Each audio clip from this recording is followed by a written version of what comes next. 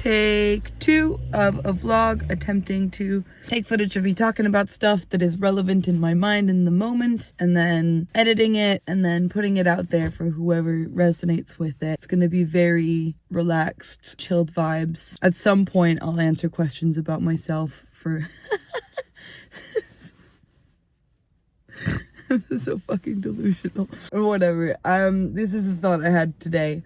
It's my responsibility to set boundaries and to enforce them. To suss out what about the interaction is something that doesn't feel nourishing for me. Ways that that person might have projected something onto me. That's my responsibility to say, I don't want any part to do with that. Because actually, I'd be judging somebody based off of who they are without my guidance of how they should treat me. And I don't want to ever judge somebody for what they've had to go through life and how they treat other people by default, because it's probably just a reflection of some trauma stuff. And I'm just having this reflection now as I sit in my car, because ultimately I could only ever judge someone based off of how they treat me when I offer them the guidance of what treating me looks like. You know, it's my responsibility. This vlog stuff is cool because sometimes when I hear back footage of me, I'm like, girl, you all over the place. Maybe I'll repeat a point 2 times, like just there.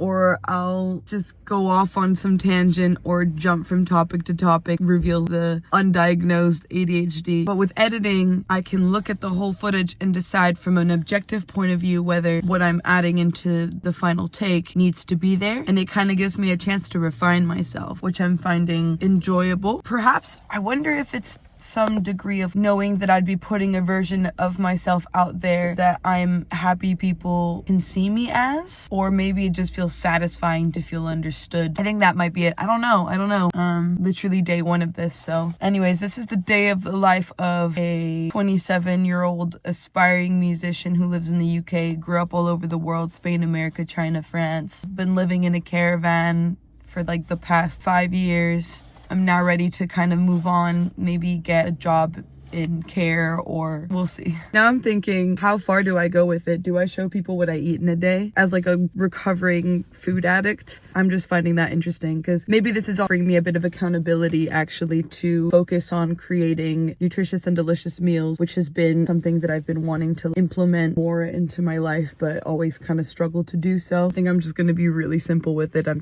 about to cook thing. This is the thing I'm going to cook, and then maybe 1 or 2 shots, and then this is me, the resulting thing I cooked.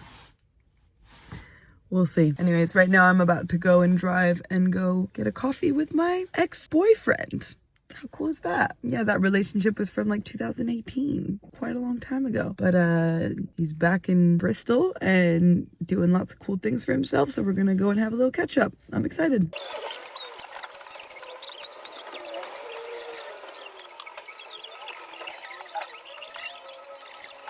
I'm back in Glastonbury, back in the flat I'm staying at. I am so addicted to my phone. I rely on that motherfucker all the time. I spend way too much time with this magical little square thing, and I really need to take a break. I realize that the root of a lot of my insecurities, issues, and just general life anxiety has to do with the addiction I have to this little thing. So from now on, I'm gonna try to ratio it out where I'm creating more than I'm consuming, which is why obviously I'll make these vlogs and put them out there. I need to stop because it's getting a bit crazy. Stay when I stop running. The one narrating and I get in my way and it just gets so complicated, and I get so mad at my situation, and I did forget that I take responsibility every single day. Stuck up in my brain, stuck up in the noise and taking everything cause I'm feeling so poisoned. So I just did a live stream with Nathan Licht and Johnny Ray Price, 4 hours of overseas jamming thanks to a really cool software called Jamlaba. It was fucking sick. We had such a good time. Nathan said it was his favorite musical experience of all time, which I'm just like so touched to hear that. Get this last little bit of footage uploaded. I still want to have some level of routine around editing, even if it doesn't conclude to anything. I don't have any finishing thoughts, but yeah, thought maybe I'd still do this. So my concluding thoughts are that I see a lot of potential cinematic shots that I'd like to get. Like earlier when I went and hung out with Tristan, I was like, oh, I'm gonna get this cool footage of us talking to each other, but I just didn't really have the courage to like put that to use and actually do it. Yeah, I would have just felt a bit too awkward. Not that it was an awkward interaction with him, but just it would have felt awkward to like get the camera out and be like, hey, it's my day one of vlogging, want to get involved in this?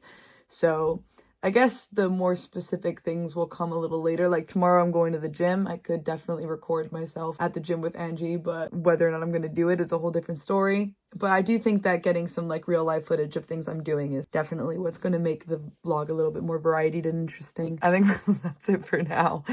This was the 12th of February. I also realized that my vlog is a whole lot of talky and a whole lot of fast paced. I honestly think that people wouldn't want to watch a vlog of me uninterrupted with every single pause that I put in there. I also feel like the way I speak is still a little bit clunky, but I believe that with time I can refine that self-talk and get myself a lot clearer, so that feels pretty exciting. Yeah, I thought I wanted to add that before I concluded this one. I'm gonna post this, and I'm not gonna tell anybody I'm posting this because I would hate for anyone to see it that I know. But maybe someone who I don't know will watch this and be like, ah, just a girly also out there existing, and resonate to some degree. Yeah, I'd call myself somebody who is in a period of feeling a little bit down because of her use of her phone.